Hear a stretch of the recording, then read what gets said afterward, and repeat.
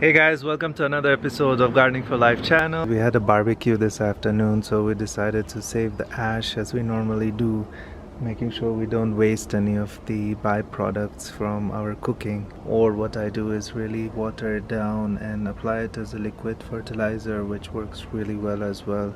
The wood ash has high level of potassium, calcium, phosphorus and magnesium, all of which are quite important for plant growth, for the root system and stem growth.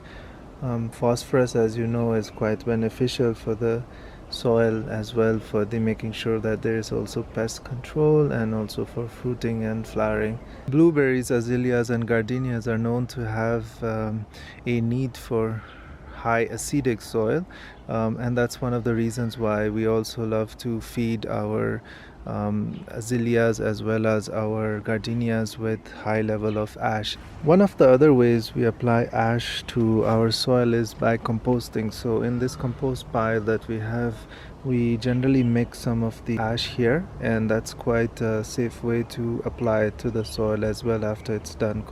So what we also do with the ash is we apply it to the leaves of plants to act as a insect repellent, because the slugs and snails, they tend to not like the ash itself, and we have had some luck with it to also make sure that the ladybugs don't get attracted to the leaves of the plants also when we spread the ash lightly on top of the leaves. So you want to apply the ash when it's not about to rain, because of the fact that as soon as it rains it's going to get washed out from the leaves, and also it will not be very useful for the pest control.